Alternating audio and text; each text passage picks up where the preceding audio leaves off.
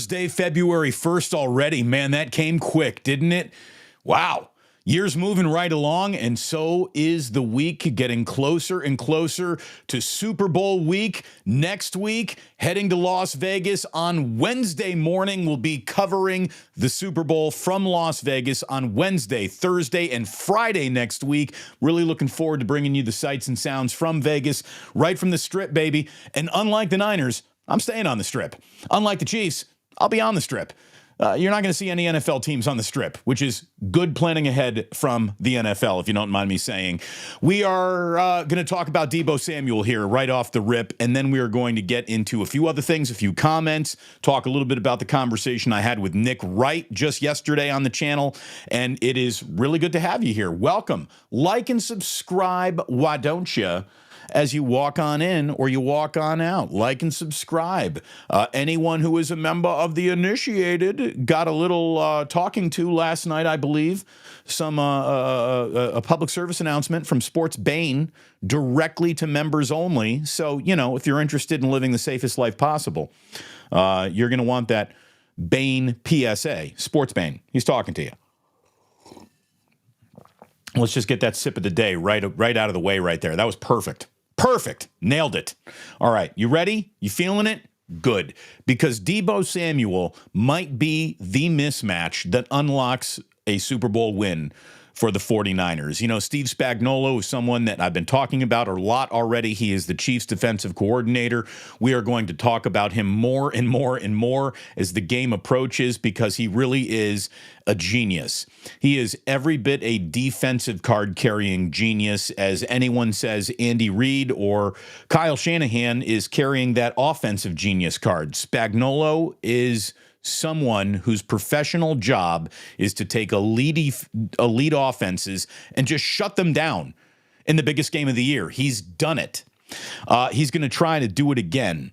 And giving him something that he might not be used to defending against is how the 49ers, I think, get around it. And you can't be used to defending a guy like Deebo Samuel when you package him with a guy like Christian McCaffrey, when you package him on an offense that is as versatile as the 49ers offense looks or is conceived to be. And look, Deebo is an absolute star, but there's only one football to go around. And it seems like there are times he gets lost in the sauce of a game plan or just the way that the afternoon of football broke for the 49ers. And Deebo, for someone who's so critical to this team playing well, doesn't get the touches, the carries that you would expect him to get. Now, maybe that's just all in the name of saving the best for last. Because when he is front and center in a game plan, the 49ers are really, really tough to beat. I mean, you look at some of their overwhelming victories of the year. Deebo's right in the middle of them. 8 catches, 9 targets for 89 yards against the Lions. And you could see that Kyle Shanahan was making the clear, conscious choice to get this team back into the game by getting this guy touches, by getting him involved. Deebo is the cup of coffee that wakes up the 49ers. He really is. When they're a little kind of in an offensive lull, you'll see Deebo get 2-3 touches in a row. And we saw that in the NFC Championship game. He dominated the Philadelphia Eagles, dominated them with 3 touchdowns as the 49ers played the best half of the season in the second half of that game. He had 2 touchdowns in the 49ers' highest scoring output of the season against Arizona, where they put 45 up on the board. Obviously, he wasn't doing very much against the Green Bay Packers because he got hurt. And the lingering of what that meant, what that was, some people have been asking, do you think Deebo is going to be seriously 100% and ready to go? There aren't a lot of 100% out there in the NFL anymore if you're lucky enough to be in the Super Bowl. Deebo Samuel is going to do whatever an athlete needs to do to forget about whatever pain they might be in. Deebo Samuel, there is no way that dude is going to let something as ordinary as pain prevent him from doing what he needs to do, whether that's cortisone shots, whether that's numbing, whatever, whether it's 3 lines of Coke off the back of a toilet. Like, here you go. You're not going to feel anything for the next couple hours. I don't care what it is. He's just got to get ready to go, and he will be ready to go because Deebo Samuel really is the physical embodiment of the boombox that the 49ers walk out on the field with. He really is. He is their guy looking side-eye. He's their dude squinting at you. He's the first dude to, wonder, is this go time? Are we going to fight here today? He is one of those guys that just is kind of, soft-spoken. I remember an interview that Ratto and I did a long time ago with Deebo Samuel where he just no-commented us through things that he didn't want to talk about. But you can't distract this guy. You cannot move him off his spot. And when he wants to go out and make a statement in a football game, boy, it makes the 49ers a dangerous team. He is their offensive violence.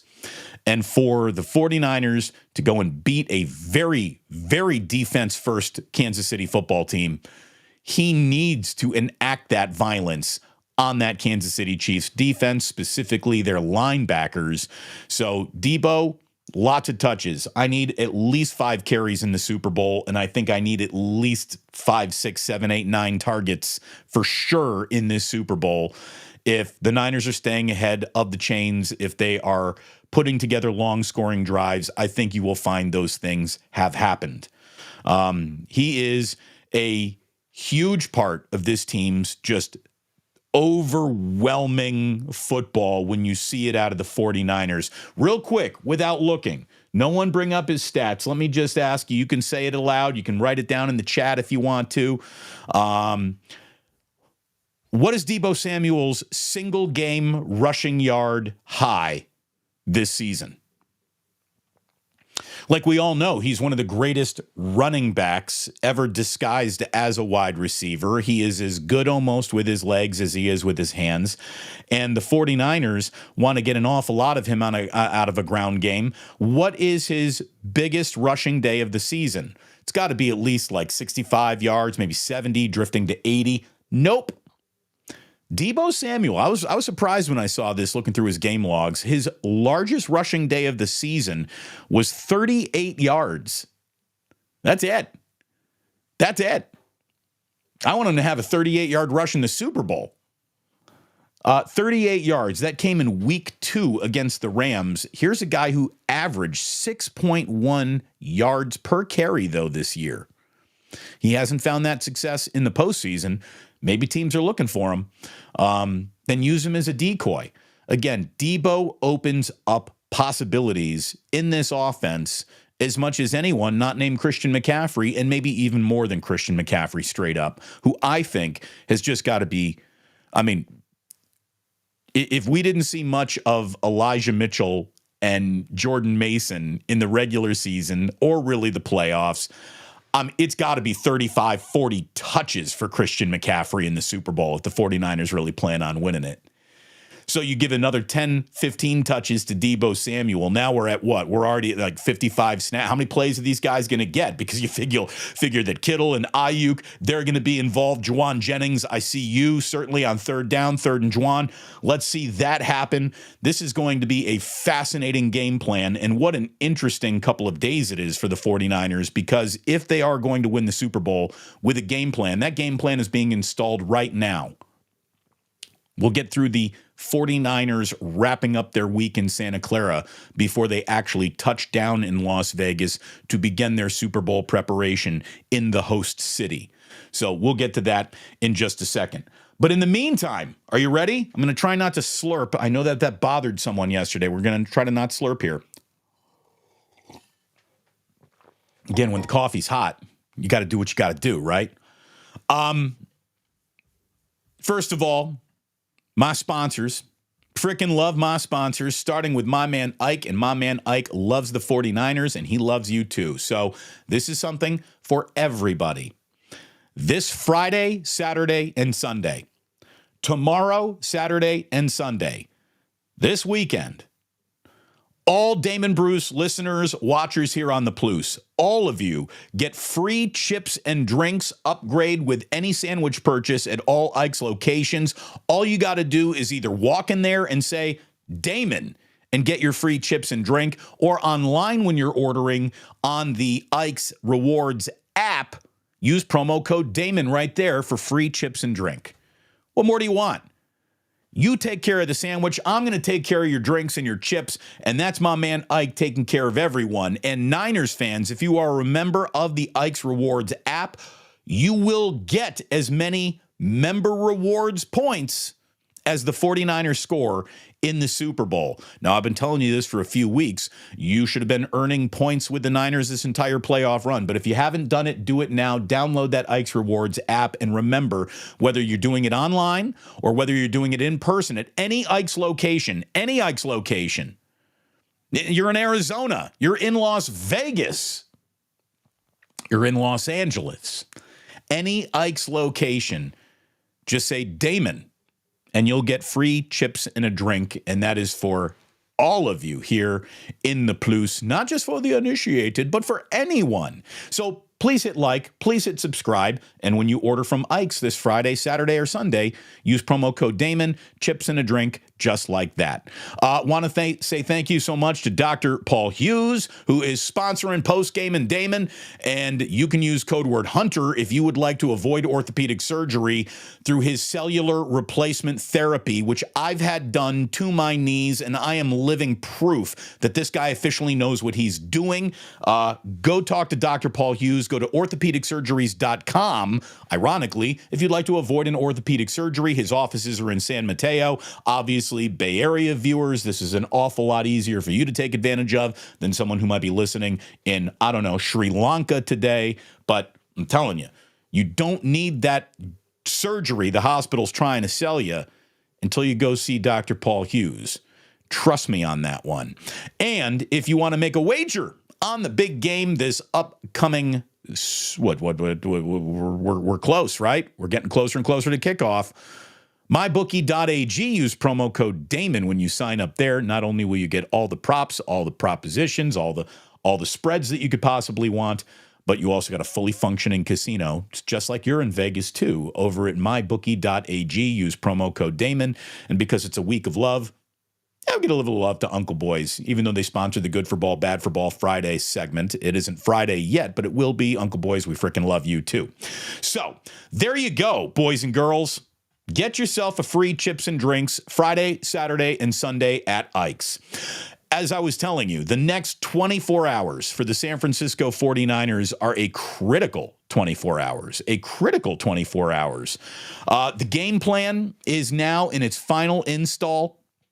Of course, it's probably been ready from early in the week. I guarantee you that there are 2-3 plays in this game plan that Kyle Shanahan is sitting in a desk drawer saying, do not open in case of Super Bowl, that he is going to cook up just for this game, just to throw something at Spagnuolo he hasn't seen before. And of course, Kyle, being the ultimate tinkerer, is going to be tweaking the game plan, the opening drive, his scripted plays. He's going to be working on that right up until kickoff. Kyle is maniacal when it comes to his game plan installs, and it happens right up until the coin toss. So a huge week of mental prep for the 49ers. Kyle's final Santa Clara press conference and his press access in Santa Clara, I believe, is this afternoon. Friday will be the final team press conferences in front of the media locally. Brock Purdy's final time to speak to local assembled media in Santa Clara. A Saturday practice is also scheduled for the 49ers. The level of contact in that practice, I'm guessing everything right now is pretty much just half-speed install. The last thing you'd want is anybody getting hurt. But Kyle is also crazy enough to maybe say, hey, let's go full pads. I don't think so. But these are a very, very precious 24, 48, 72 hours in terms of getting ready, not just to go to Las Vegas, but to do something special in the Super Bowl when you get there. Saturday, again, final practice in Santa Clara. I don't know which day the 49ers are actually planning to fly to Las Vegas, but when they get there, the 49ers are going to be staying in the Hilton Lake Las Vegas. The Kansas City Chiefs are in the Westin Lake Las Vegas. Lake Las Vegas, by the way, is about 25 miles off the Strip. In other words, no NFL play. You're not going to be bumping into any NFL players gawking at the Sphere. You're not going to be sitting down at a buffet and look across and be like, oh, what do you know? That's the 49ers offensive line just wreaking havoc on this buffet. No, players are going to stay off the strip. Players are going to say off the strip for sure. And that's the right thing to do. Again, you can have a ton of fun in Vegas. You're going to have more fun if you go win the Super Bowl. So just go back to Las Vegas sometimes and stay on the strip. All these players stay away. Stay away. And guys, remember, as we told you already, if she touches your thigh within the first 5 minutes, she's working. I want to recap the conversation that I had a little bit with Nick Wright yesterday. And I think an awful lot of you enjoyed the conversation. I also saw a lot of people just bitch and moan and complain. And that's a real problem with the way people just, as soon as they don't hear something that they don't like, they want to walk away from it. Now, I disagree with Nick on an awful lot of his Brock Purdy premises, but I think he makes a good argument for himself. He at least illuminates why he feels this way. And I thought it was a really good conversation between the two of us, and I hope that you agree. I hope you give it a look, a listen. Check it out. If you haven't already, it's one of the most viewed videos within not even 24 hours I've put out. A lot of people are responding to it, lots of comments, lots of subscriptions off that. Nick has been nice enough to share it with his audience as well. And I just think that there is like an adult conversation happening there. Now, you might not like the position Nick represents, but how you could walk away thinking that, he represented that position poorly. He's a smart guy, and I think that that's why he pisses a lot of people off, because when he's on your side, that's a guy you want making your argument for you. But when he's against you and he's making an argument, whether you like it or not, he does it in a fashion that at least makes you think a little. And that's all a conversation that you're tuning in to watch is supposed to do. It's supposed to make you think a little. Dale says, Damon, you going to do Cam Newton next? I don't think so, Dale. But Dale does say, props to Damon for bringing Niner enemies 2 days in a row, at least how I see them. They're very wrong, and I loved you to punish the it factor, Damon. It seems like, or the IT, I don't know. Anyways, Damon, it seems to be missing every other time, every other than here. I don't know. I don't know what you're saying there at the end there, Dale, but it seems like you liked it. And that's what's important. So thank you very much for liking it. I appreciate that. We got AJ Sargent. Well, I got an ashtray. I got one rolled up in the ashtray for this one here. All right. Put it in the air, baby. This is from Los0202. Your show with Nick Wright was awesome. Not because you attacked each other's opinions, but because you both found understanding on Purdy's talent. I couldn't watch him before. Now I can. It's funny. People either looked at that and said, I can never watch Nick Wright. I couldn't even take 5 minutes. Or, oh my gosh, I sort of think about him in a little bit of a different light. Again, if you're an adult, I think there's an adult conversation there for you to enjoy. If you just want to say, I fucking hate that guy, that's easily available and readily available for you too. Speaking of readily available, as you can see, Ray Ratto has not been. I actually did reach out to Ray last week. He hasn't even written me back. Doesn't mean sometimes Ray will get back to you right away on text. Other times it'll take 2 or 3 weeks. Ray goes on the Tony Kornheiser Show today, but can't bother to appease the Plucers. Lame. I'll let him know you said so. Eric wants to know, Damon, will the Pluce appear on Radio Row at the Super Bowl? Do they even have Radio Row anymore? I am getting a credential for the media center. How often I go, how much time I spend there, I really don't know. I mean, it's basically, I feel like I should walk in there and just make an announcement with a megaphone and just be like, attention, everyone. Every single one of you in here is about to get laid off. I don't care how successful you think you actually might be. And by the way, if you're so successful that they're paying you well to do your job, your name is first on the list. That's the way it's going for radio these days. You are all in a dying industry. It will be worse tomorrow than it is today. Follow me. Follow me to freedom. Follow me to YouTube. And then, of course, I'll be escorted out of the media center immediately. Richard DeLeon says, is Deebo going to be 100% by the Super Bowl? He seemed to be protecting that shoulder, getting treatment after the cheap shot on Purdy's INT. Again, If Deebo has to take a syringe of black China tar heroin to play in this game, he will. Don't you worry about Deebo's pain. He's not going to worry about it in the Super Bowl. Irwin says that Nick Wright segment was great. I don't agree with Nick's opinions, but he's paid to create opposition and controversial opinions, and he's very good at it. Again, I think that's the right impression to walk away with. We all know what the job is at that level. He's good at it. We got Sway Low 415, new to your channel. Love it. Thank you, Sway. Appreciate that. It's great to have you here. You will find, if you are new to the channel, one of the best chats I think you're going to find anywhere on YouTube. The Plucers, the hardcore, the initiated are all fantastic people. And there's an actual attempt at an adult conversation in this chat. It's not just a land for trolls and angry people. And I'm proud of that. San Bruno Mike says, damn it. Work pinned me for Pluce o'clock. GM, good morning, Plucers. Have a good one. Nick Wright was fun yesterday. I'm glad you feel that way, San Bruno. Mike, thank you very, very much.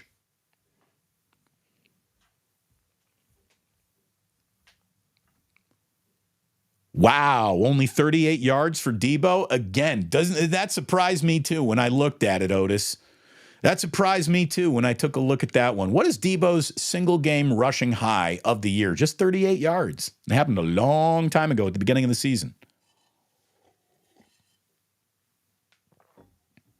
Again, if I'm going to Las Vegas, I got to get all those bets I would have lost out of the way for the bets that I will be making.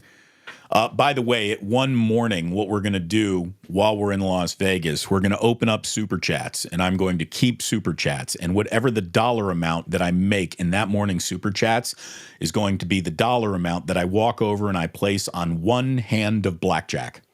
Or maybe like red or black on the roulette wheel. Something decisive, something conclusive. And then I will not be splitting the profits with you. It's how I'll be paying for hopefully dinner that night.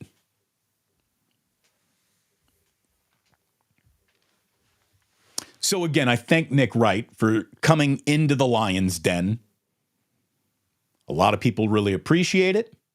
A lot of people are just miserable sons of bitches, but that's what we deal with. There's one other thing that I kind of wanted to get into today concerning just the way Brock Purdy is talked about.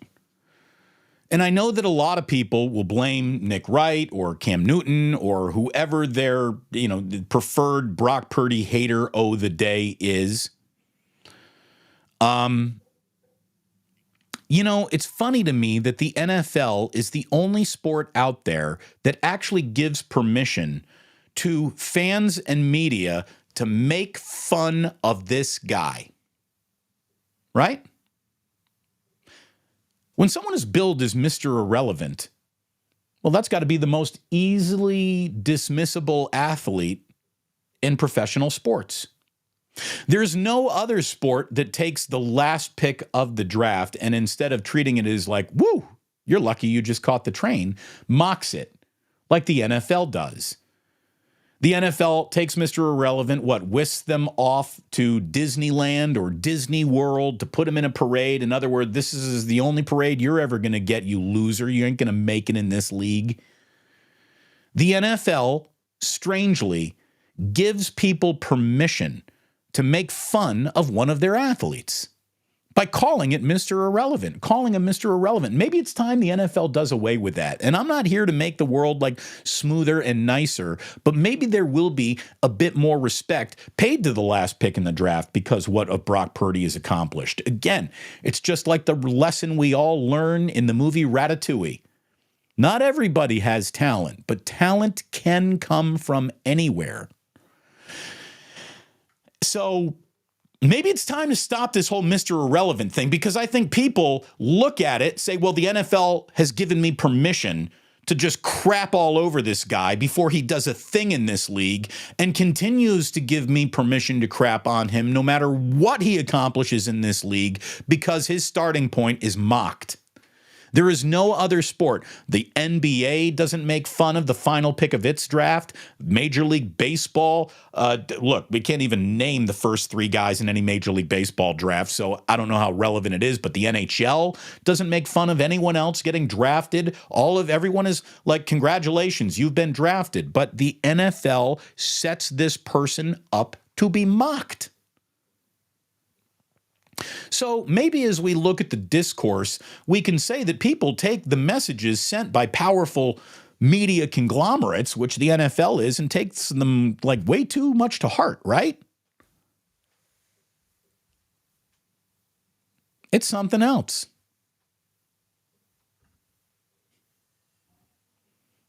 True Blue Forever says, I walk in everywhere and just shout Damon. It finally pays off. Yes, you'll get a free drink and chips. Free drink and chips. Start Friday, Saturday, Sunday. Free chips and drinks. I'm going to the app right now. Ultimate 49ers Report. Download that app right now. But the promotion starts on Friday. I'm just telling everyone what they need to do with their lunch plans. And by the way, Ike is often in the chat. Thank him. Thank him. Damon, I'm going to try that at the bar tonight. I'm just going to yell Damon and see if I get anything for free. Well, if you're at the Halfway Club on Geneva, maybe you do. Depends on if my boy Ethan is bartending or not. You'll at least get a conversation. You'll at least get a conversation. Let's see. Johnny Dunn says, Damon, on my cheat day for training, I always get an Ike's Matt Cain with a side of chicken tenders. He's got really good chicken tenders, too. We get them for the boys because the boys aren't eating big sandwiches, but, chicken nuggets, chicken fingers, chicken tenders. My kids wolf those down. So Ike's chicken tenders are the same chicken that he puts on like all of his barbecue chicken sandwiches. The Jamie Sirewich, which is one of my favorites. Those are good. Those are really good. Damon, that offer doesn't apply to Chiefs fans, right? It applies to anyone. Anyone. Your arch nemesis can walk into an Ike's Friday, Saturday, Sunday and say, Damon, and get a free chips and a drink. The devil himself. The devil himself can get free chips and a drinks at Ike's. If I say Jillian, do I get the sandwich for free? Joseph, good question. No, no. Sorry about that. I'm going to hit up Ike's in San Diego. I had no idea it existed. I think there is one down there. I might have gotten too ahead of myself. I think there is. Sean wants to know, when is Plucemania 3? Plucemania 3, The Revenge, will happen sometime late in February. Date still to be determined. Let me get back from the Super Bowl, then we'll figure out the rest. But thank you very much for asking, and I do hope to see you there.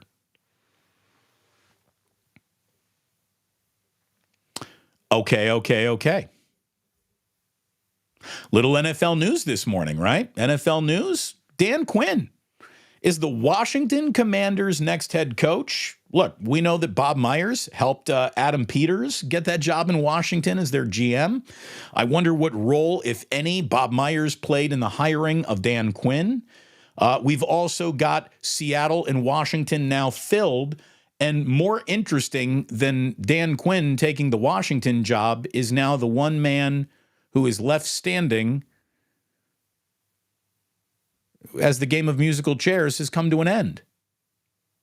Bill Belichick is not going to be a head coach in the NFL next year. He's not. No one hired Bill Belichick. Isn't that amazing? What is Bill Belichick going to do?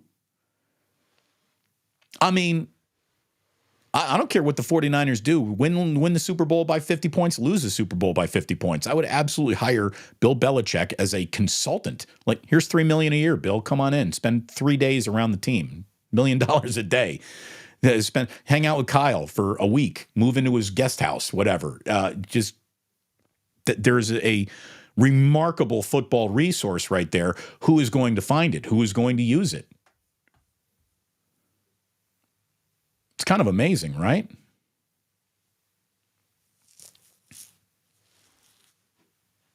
It's kind of amazing. Bill Belichick is out of a job as a head coach in the NFL?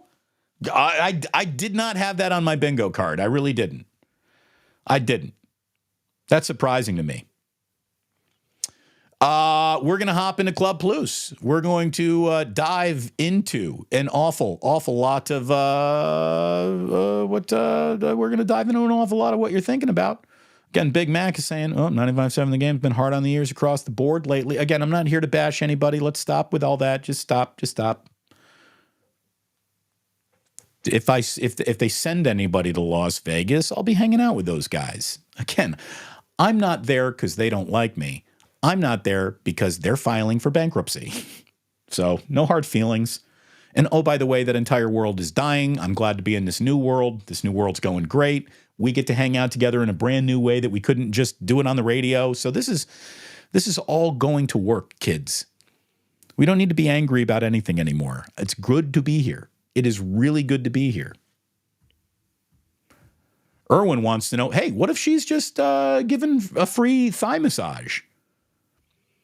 Again, there's never a free thigh massage in Las Vegas. They're going to look to turn that into a profitable thing for themselves eventually. Love the show, bro. Thank you, Alberto Soto. How about hitting a like? How about hitting the subscribe there? And again, memberships to the uninitiated are being, they're available to you. Wes, I don't always agree with Nick Wright, but I respect his opinion. He's such a good guy, too. Appreciate the content. That's what we're doing here. We're putting out content. I thought it was a really, really good conversation between two guys who, instead of just yelling at each other, decide to talk to each other and not just try to dunk on each other, but here's what I think, here's what you think, and then the audience can decide for itself. Otis said, I think that had over like 100 views or 1,000 views when it was happening live. We did tip that 1,000 live people in the room as it was happening, which is always a nice little, mile marker for this young channel just trying to grow up. Or eventually this channel is going to hit puberty. Look out.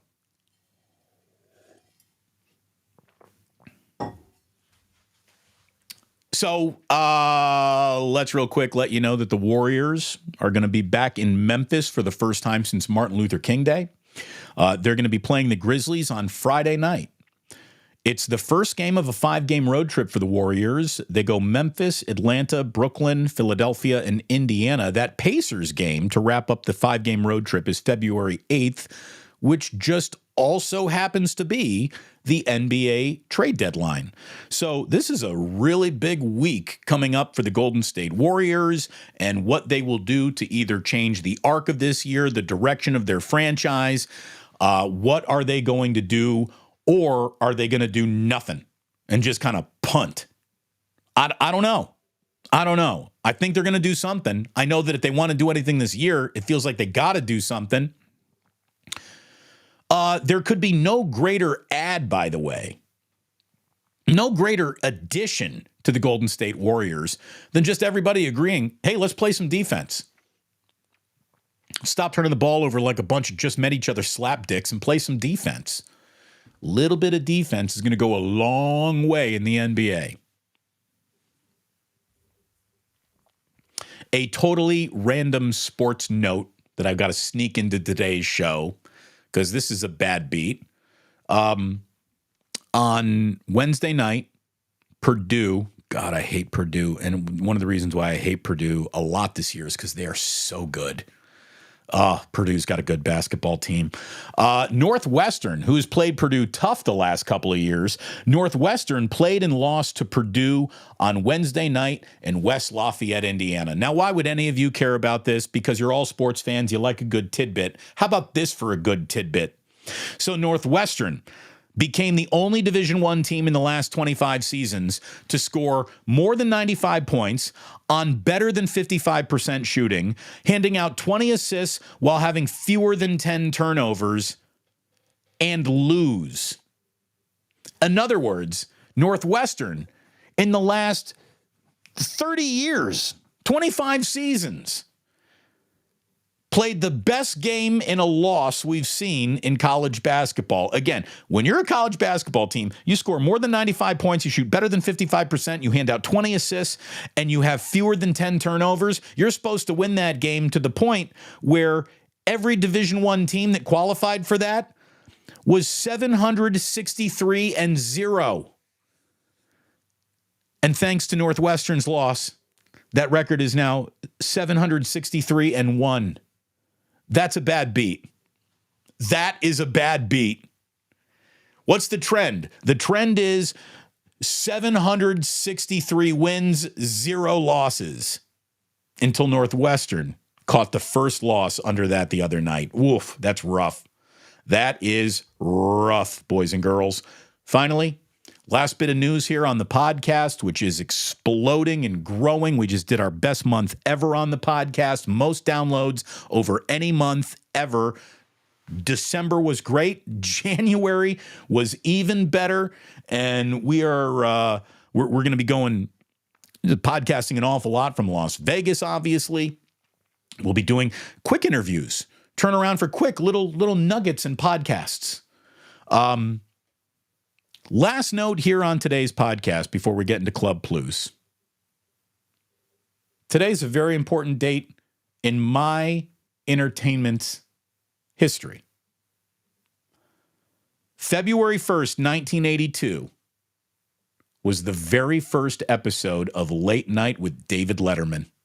Now, I know that might not mean an awful lot to an awful lot of you younger Plucers who are watching today, but if you are in your 30s or 40s, David Letterman was the coolest thing, the funniest thing on late night TV, and there was a decision to be made. You were either a Letterman guy or a Leno guy, and if you were a Leno guy, you were a fucking dork.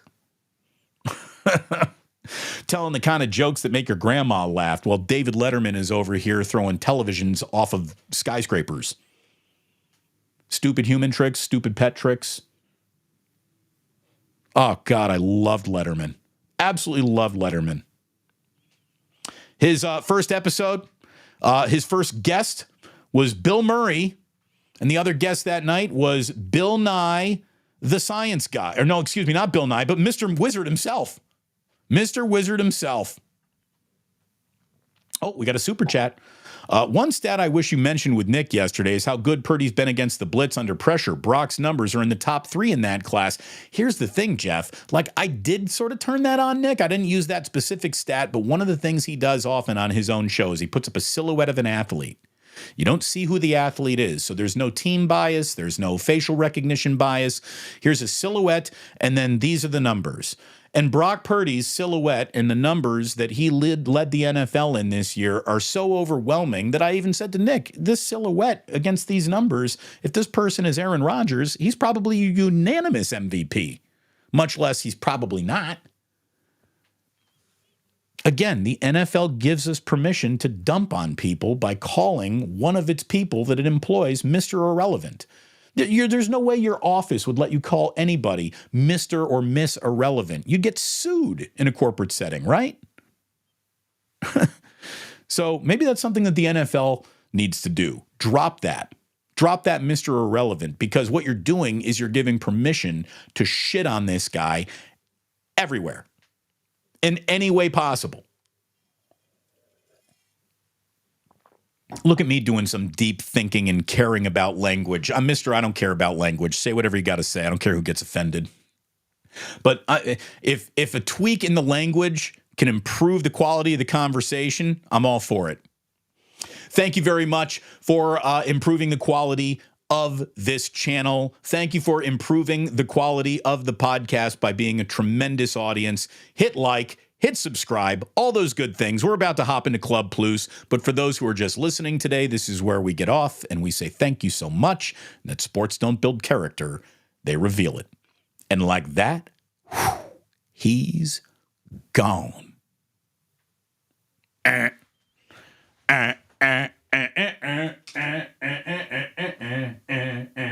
it, like to move it. All right. All right, what do we got? What do we got? What do we got? Here we go. As the last pick, Brock should be celebrated, not mocked. You'd think, Nathaniel, right? You'd think. You'd think. But it doesn't happen. Paul Coffey says Jamarcus could throw 70 yards from his knees, but I've never seen a play where a quarterback drops back, drops to his knees, and throw. Exactly. Did I say that on the radio one time? I think I did. Jaminkus. Mike Rossi says, Nick is a pro. First time I've seen him casually dressed. He looks like Satan in a beautiful suit. Yeah, he was just super cash. He didn't set up like TV set. He just put on a hoodie and he was sipping a little wine, sitting in his den. His laptop camera was straight up his nose. Again, I understand you might not like what Nick has said about the team that you root for, but you got to trust Uncle Damon. He's a good guy. Like, people in this business don't become personal friends. How about this? I don't become personal friends with guys who aren't good guys who aren't good at their jobs. Brian says, Mike Piazza was the Mr. Irrelevant baseball equivalent back in his day. But again, when Piazza came out of nowhere to prove himself a hell of a player, like, everyone was just like, oh, well, we're going to assume that what he's doing as a player should define him now, not keep on going back to this Mr. Irrelevant thing. By the way, Paul Coffey says, we could sure use a franchise out here in Chattanooga. The Chattanooga choo-choo. Hell yeah. Let's get an Ike's in Chattanooga. Halfway to where? So the name of the Halfway Club, my buddy's new bar out here on Geneva, it was going to be called the Halfway to Hell Club. But then they dropped the to hell because they didn't want it to sound like a biker bar or a gang bar or just maybe attract the kind of clientele who are attracted to the word hell. But the Halfway to Hell Club are the people, the guys who originally built the Golden Gate Bridge. As the Golden Gate Bridge was being built, there was a net that several people fell into. Several people building the Golden Gate Bridge fell to their deaths building the Golden Gate Bridge. If you were lucky enough to hit the net, you were a member of the Halfway to Hell Club. So that's where that bar's name came from. I love it. Well, Ike's got chicken tendies? I'm there, dude. Oh, great chicken tendies. Really good chicken tendies. Yeah, there you go. Got to try the chicken tenders. Again, get a Jamie Sirewich. Get the with the beast mode. Marshawn Lynch, I believe, has got the chicken tendies on it.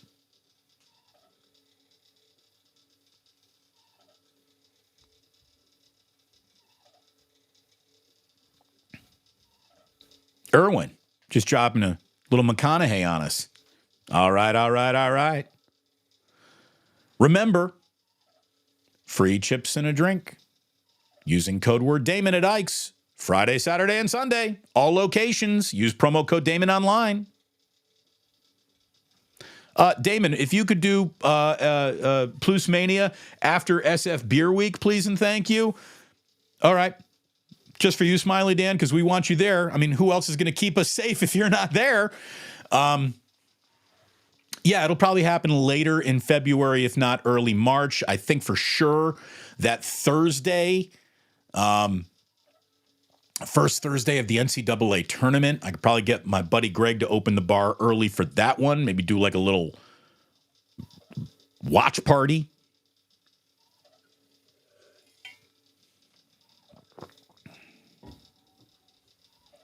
Mike Rossi wants everyone to know that Ike's is still kicking ass over here in Pinole. Hell yeah, it's probably the best restaurant in Pinole. Rockin' New Air 84 says, Belichick, I just think he's moving on to Cincinnati. Isn't that unbelievable? You telling me we're about to have a Bill Belichick is not a head coach in the NFL year coming up? That's crazy.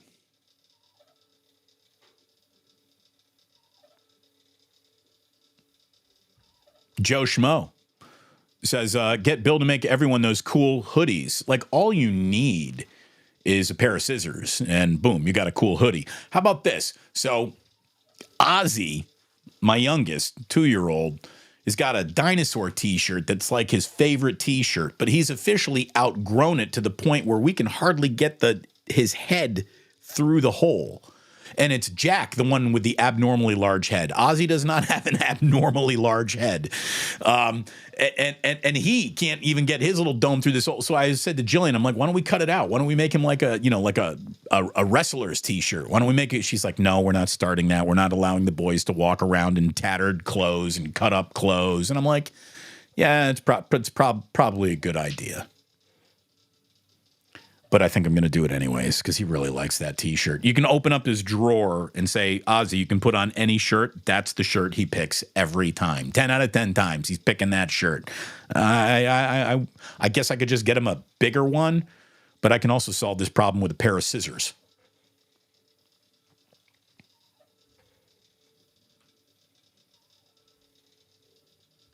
Maybe somebody can hire Bill as human resources. Michelle Haberman says, look, Mike Vrabel got left out in the cold too. It's pretty nuts. Mike Vrabel will be smart to just like do a year in the media and then get right back into it. I bet you that's kind of what happens.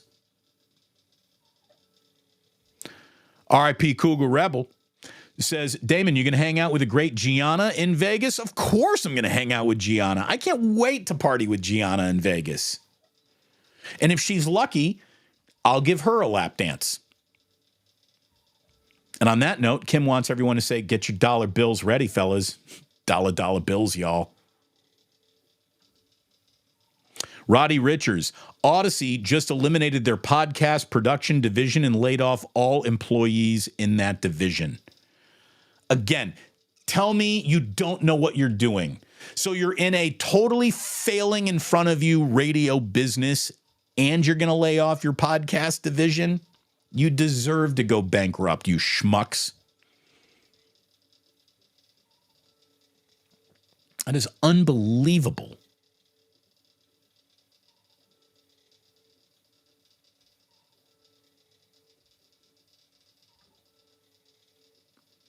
Vic Ferrari, been listening to you for a few more years than I'd care to admit. Thank you. That should be a badge of honor, not a declaration of shame. Thank you very much. How about this? Oh, we got some old schools in here. S says, D. Bruce, listening to you on postgame Giants circa 06. Glad to see you're still doing it. I am literally untrained to do anything else. I am useless to this world without a chance to talk into a microphone about some sports. There's no teaching this old dog new tricks. Damon, why don't you go get your real estate license? The fuck out of here. Can you imagine walking in to hi, I'm Damon Bruce. I've staged this apartment for you. It's like a bowl of nachos and an Indiana pennant. Like, what? That doesn't work? I would be a terrible real estate agent. I would be a terrible just about everything other than a sports talk show host. So we're just going to keep on doing this in a new place. Oh, and I'm doing it in the one place where everybody can find me. There's someone listening to me in Jürgen Flurgenland over in Finlandia right now. Damon, 95.7 would love Damon. Odyssey is the people to dislike. Absolutely. Odyssey's the bad guy, the dumb guy.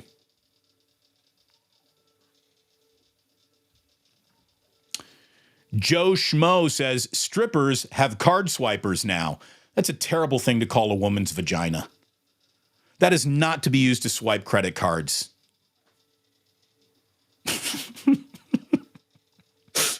Make sure that chip is facing the right side when you put it in. Stop it. See, there's a joke we can't do on the radio.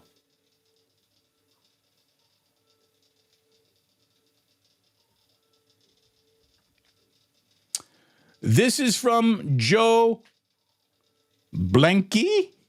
Blanqui? Blanque? This is from Joe. Agree 100% with your Nick Wright assessment. People need to be open to other arguments if they can articulate and not argue in fallacy. Now, if we can get people to not treat politics like sports, exactly. It's not supposed to, not every single conversation is supposed to be Yankees versus Red Sox. It's not. And the great thing about sports is that you don't have to prove that you're right, because the sport itself will prove your premise right or wrong, right? I mean, that's how it goes. Asking Damon assistant booking guests after that Nick Wright interview. Again, have some friends. Have a name in this industry. That's why we got Nick on. Sporticus, he is Kylo Ren a little bit, look a lot right now. He's got that hair going. Again, when you got the hair going and you think it's flowing, you feel good about it.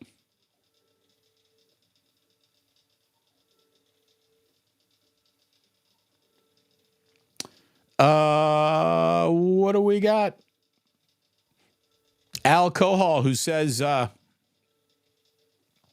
Catholic Church on the Vegas Strip is going to be empty on Super Bowl Sunday. There's a Catholic church. There's a church on the Vegas Strip that's not like one of those make a bad choice, try to marry a stripper churches where you get like an Elvis impersonator to marry you.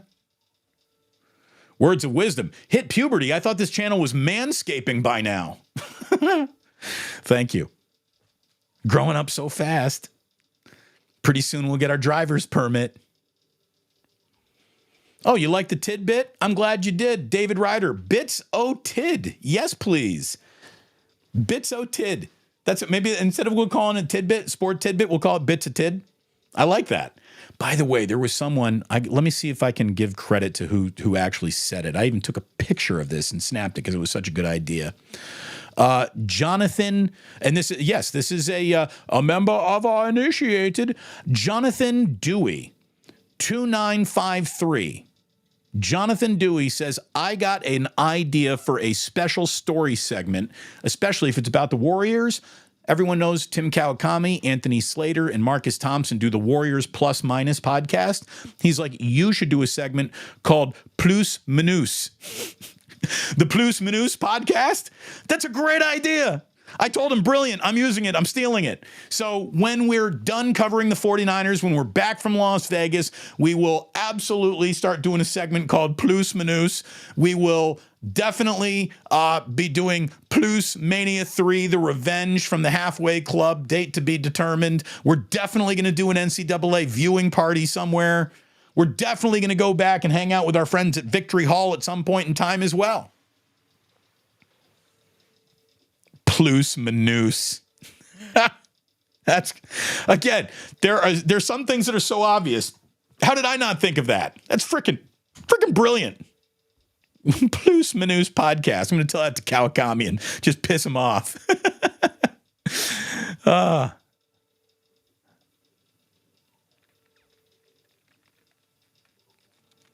Oh my gosh, that made me laugh. Nathaniel Richards right here. Letterman was hilarious. Letterman was irreverent. And by the way, again, if I were a lesbian chef, I would be Chef A. I think if Chef A were a straight sports talk host, she'd be me. And I didn't even have to ask. Letterman was bomb. Of course it was.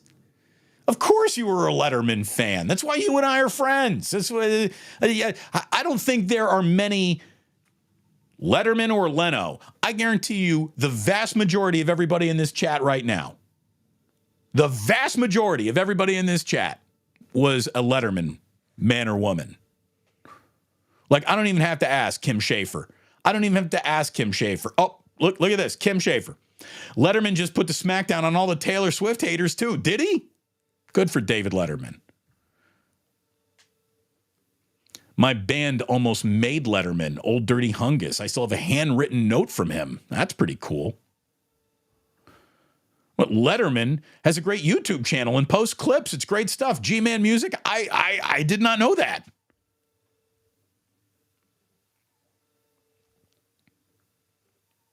Does Larry Bud Melman Have a YouTube channel? I don't think so. Larry's no longer with us.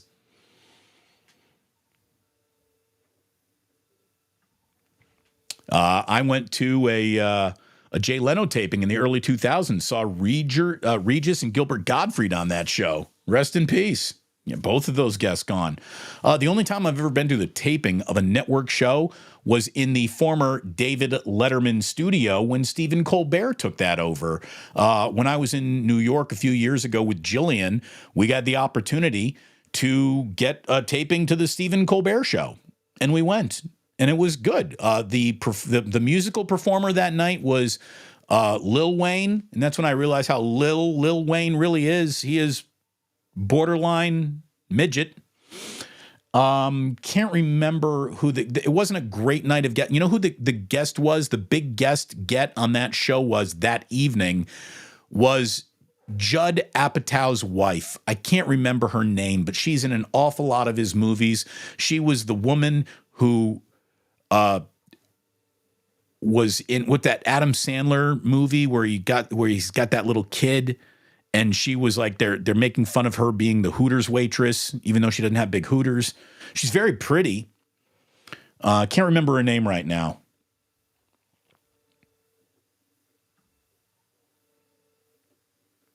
Ha ha.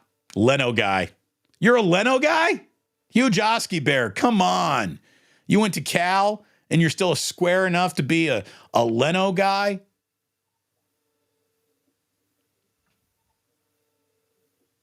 Letterman all the day. Oh, no, wait a minute. I never even gave Leno a chance. Letterman was too good. Oh, Huge Oski Bear was telling a joke.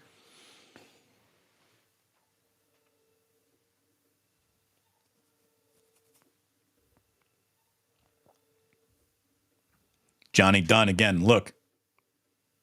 Used to watch David Letterman. Absolutely funny. Leno sucked. Dale, you did a killer job of him getting to admit that national media has draft position bias as well. There were two moments of epiphany, I thought, for Nick in our conversation. The first is that he admits that where Brock was drafted created the bias that he still has to this day against him. And the other thing was when we were actually talking about, the topics on his show, and he's like, well, I'd rather talk about it this way than that way. And the only time I think I raised my voice in the whole interview was when I said, Nick, it's your show. Like, you can literally set the agenda and talk about anything, any way you want. It's your show. You are the star of the show. And he's like, that's a good point. That's a good point. Again, stop complaining about the way things are discussed when you're in charge of the discussion. G-Man Music, you're so right. Letterman working the Taco Bell drive-thru, that was hilarious. Oh, that was so good. That was so good.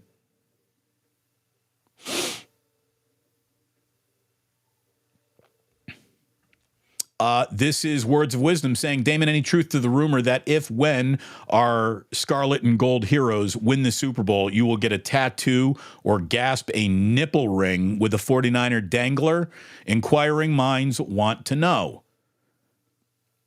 No. I am a tattoo-free human being. Dude, not having a tattoo is the coolest tattoo there is. Everyone's got a tattoo these days. So, not doing it. Not doing it. No nipple rings for me either. No nipple rings. I'm too much of a fighter to have that ripped out during my bare knuckle boxing that I like to pick up on the weekends.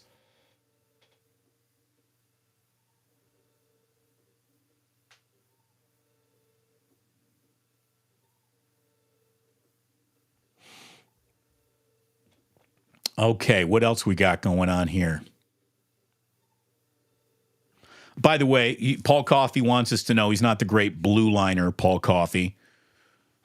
I didn't assume that Paul Coffey was from Tennessee, but it's good to have you. Thank you very much. How about this? You're this show's official Paul Coffey. This is the official coffee. You're the official Paul Coffey. Yeah, by the way, I didn't even I'm not even going to Las Vegas to cover the Super Bowl. I'm just going to cover how quickly the A's are not moving there.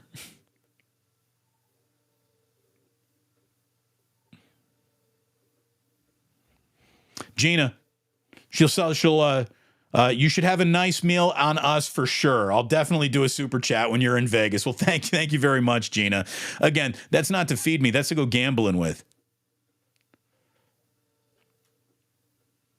Chef A says, do a Plucemania on the weekend, please. Oh, yeah, we'll do it on a weekend. We'll make sure as many people that can get there, that want to be there, can get there.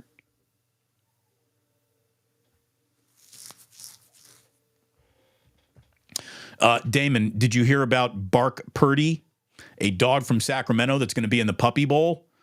I did not. You're breaking news here, Smiley Dan. I did not know there was a Brock Purdy. I will say this, Ozzy, again, second Ozzy story of today's show, which is probably too many for some of you.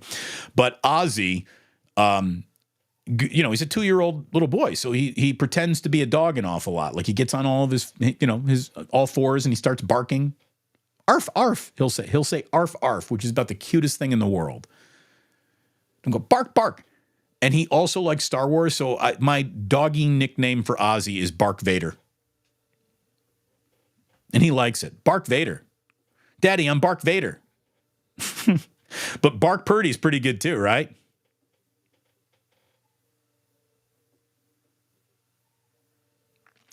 All right.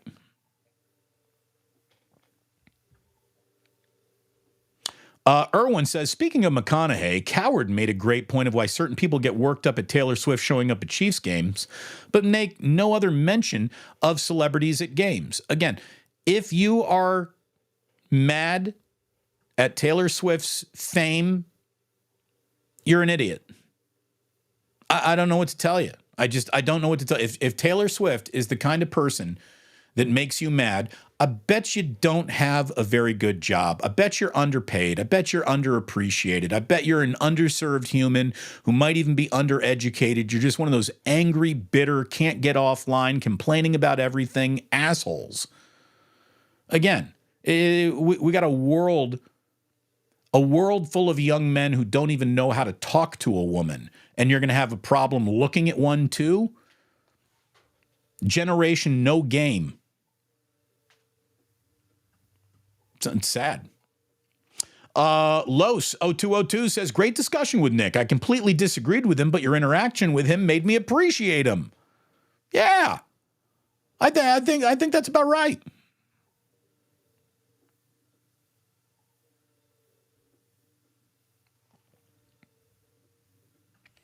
Durkaiser and Gilroy with a good idea. Make Ozzy's outgrown shirt a pillow. I had 2 of my Sharks jerseys turned into pillows. That's a good idea. But that would require some skill and some sewing and some haberdashery. And I just don't have that. So they eliminated the podcast production division, but will just make current employees that have the privilege to keep their jobs post podcasts. Exactly. That's what they're going to do. Everyone is going to be asked to do more for less. And the only people that would agree doing more for less are those who can't see the writing that's on the wall. There is no growth in the radio industry anymore. Roddy Richards wants to know, hey, are you going to go on Dan Dockage's new radio show in Indianapolis? So Dockage has kind of gone a little MAGA goofy outkick coverage crazy, but when it comes to just talking sports with Dan, I'm happy to do that. Just like my old friend Tony Bruno. Happy to keep it to sports with Tony Bruno and Dan Dockage. And when Dan gives me a call, I will go on his show. Absolutely.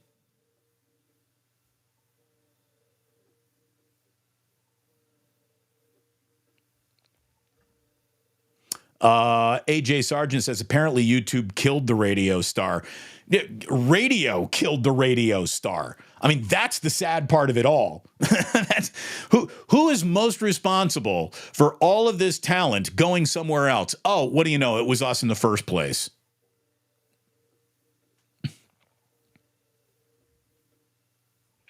Not sure where this comes from, but it needs to be said. Nachos rule.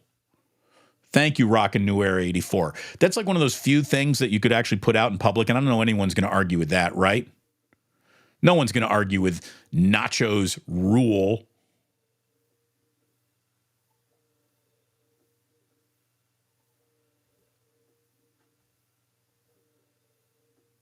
I don't know what I did. There's a lot of LOLing, a lot of Kim with a yuck. What did I do? Oh my, laugh out loud. What did I do? Oh, was this the swiping cards at a strip club moment of the chat that we're finally getting to?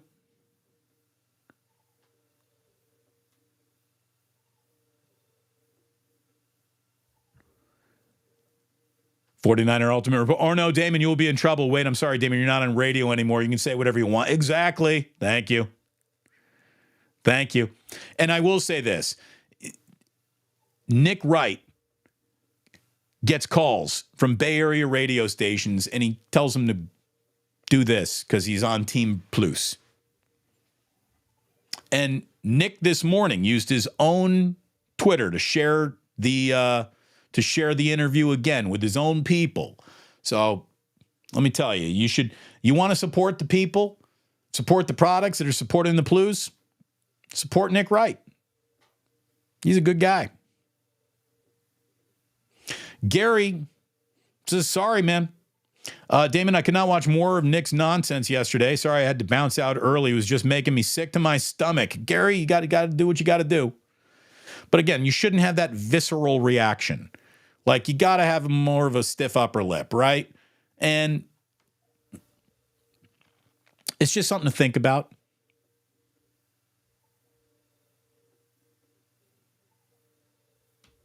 Red Jet Shell. There you go. Team Letterman. Lots of Team Letterman. Rock Eastwood out of nowhere just is like, hey, Tom Green. Was that a shot at Nick Wright? There are a lot of people saying that Nick Wright and Tom Green were a little bit,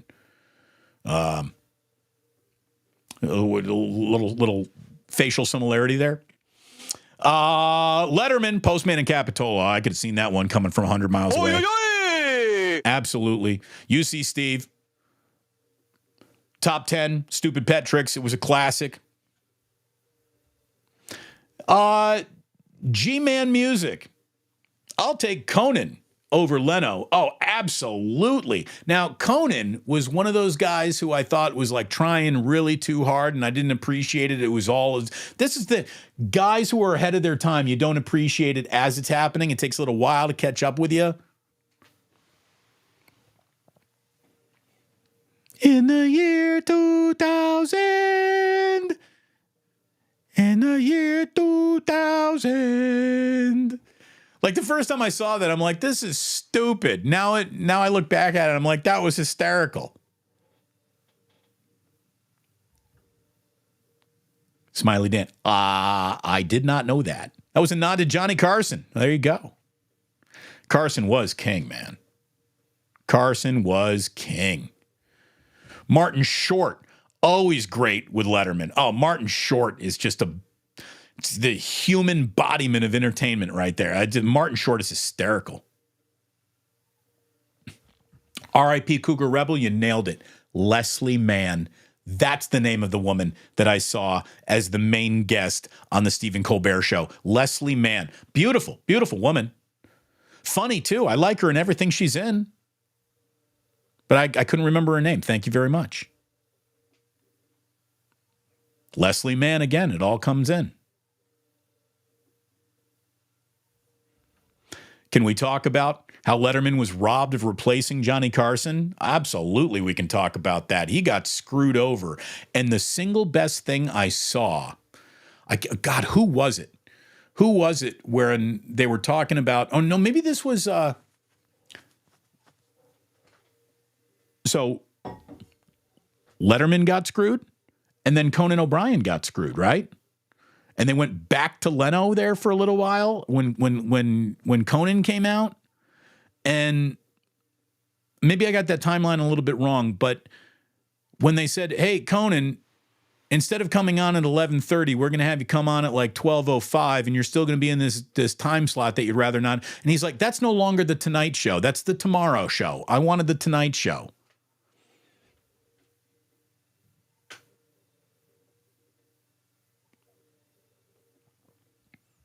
I do like this. Lots of love for Conan O'Brien.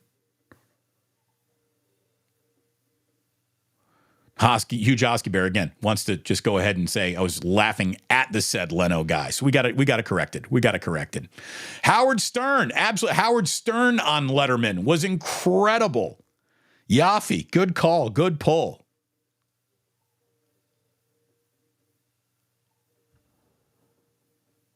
There's no intervention going to help Nick. Look, he's also a Kansas City Chiefs fan, so this certainly isn't going to be the week that he finds Brock Purdy religion, right? I mean, that's guaranteed.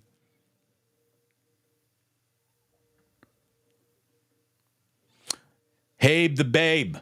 I always wanted to do a video to apply for stupid human tricks, but never did. That segment was hilarious. Well, follow-up question, what is your stupid human trick?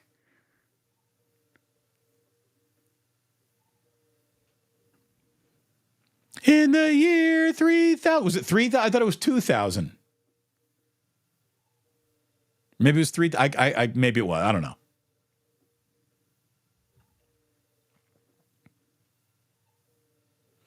Just heard you mention the anniversary of Letterman's debut being a younger generation. I've still seen him on his NBC shows. YouTube would be a CBS show. That's my dad. Yeah, look, you are not of that generation. But if you're from generation ABC, NBC, CBS, he was a big deal. Smiley Dan, dude, Smiley Dan on my Sega Genesis NHL, Paul Coffey was the best. Dude, Paul Coffey was the best defender without a doubt in that game, although Chris Chelios in front of Eddie Belfour, like you weren't scoring a goal on me. You weren't scoring a goal on me, but the best team to use in that game was the old Winnipeg Jets. Teemu Selanne, Ty Domi, they were unstoppable. Teemu Selanne was the best player in that game. It was like having Michael Vick. Now we're talking old NHL video games. I'm here for it. I am here for it. Oh, somebody did ask Michelle, what is the follow-up question? She never did figure out one enough. So that's the thing. You wanted to do a stupid human trick, but you just couldn't become enough of a stupid human to figure it out, which is probably a good thing.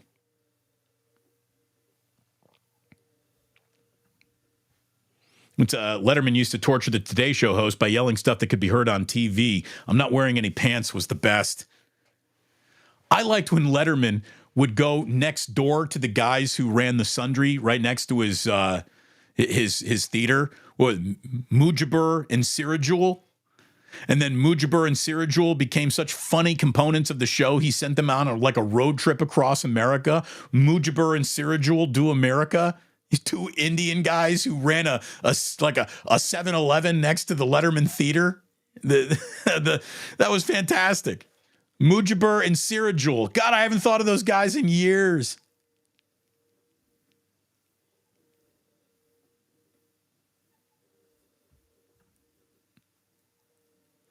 Gina says, I'm not a Taylor Swift music fan. And here's the thing. I don't know anything about Taylor Swift's music.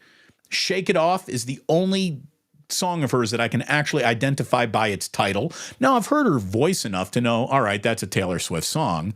I've seen her fans just go bonkers with her. And that to me matters. Like, if you are that good to your fans, where your fans love you like that, that's good. She seems lovely. And right now, she is by any measurement the most successful businesswoman on the planet. She's replaced Oprah Winfrey as the most successful woman in entertainment, full stop, no doubt about it.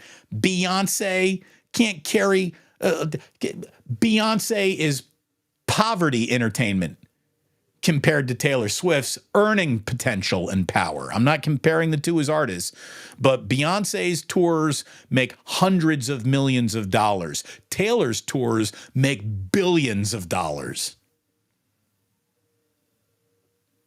That's something else. Oh, good question here from Chuck. Damon, when you order a Damon Bruce from Ike's, do you go veggies or are you going bareback? I add lettuce No tomato, red onions, extra Godfather sauce. That's the way I roll on pretty much all my sandwich orders from Ike's.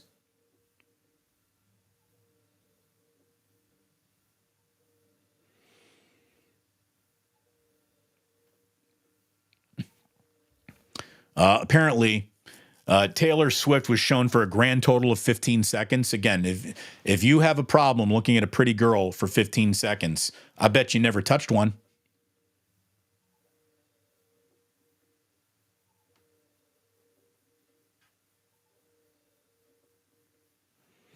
Nick Wright would figure out a way to argue against nachos.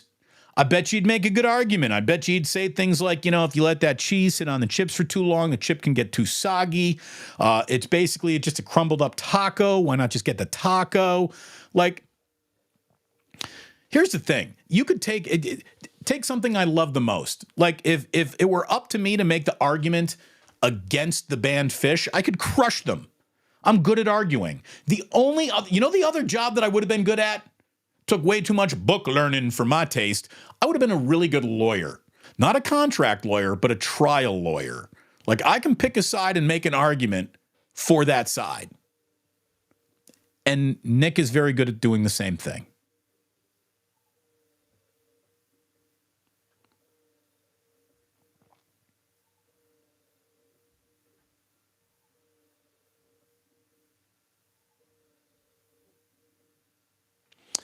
Let's see.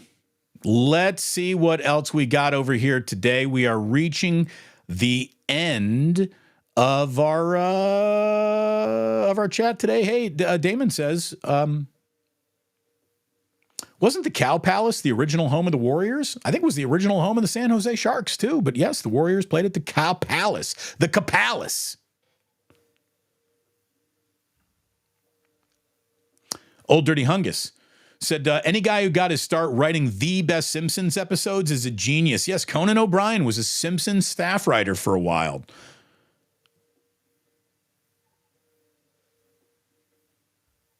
Oh, very good question. What about Arsenio Hall? I loved Arsenio Hall. I mean, that spoke to my general. Arsenio was at his peak when I was in like 7th, 8th, 9th grade going into high school was when Arsenio Hall was with the Dog Pound and the Bill Clinton coming on playing the saxophone, which without a doubt helped Bill Clinton get elected. I was a big fan of Arsenio Hall. The Carsenio segment on Saturday Night Live, hysterical.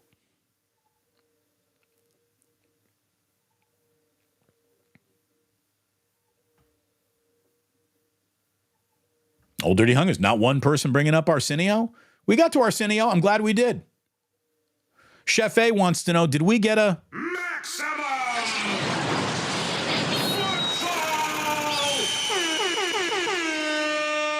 You just got one. You just got one. Hey, thank you so much for hanging out here. Damon, don't sleep on that Vancouver Pavel Bure NHL team. You're right about that. Let's see. The OG of late night, of course, inspired by Steve Allen. That's right, G-Man music. There you go.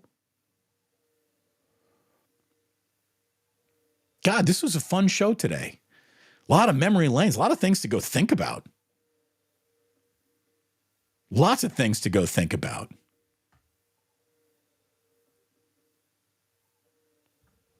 By the way, I did hear this too. Taylor's also amazing to her staff. She gave every single one of her over-the-road, like tractor trailer drivers, like 6-figure bonuses. Her tour was doing so well that she's like, okay, here's $100,000. That's nice.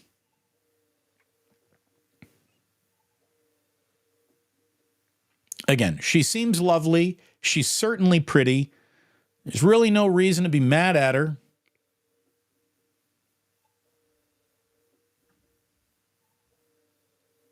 Damon, you're a legend. Well, Juan, you're probably over-exaggerating just a touch there, but thank you so much. I really, really do appreciate you watching today.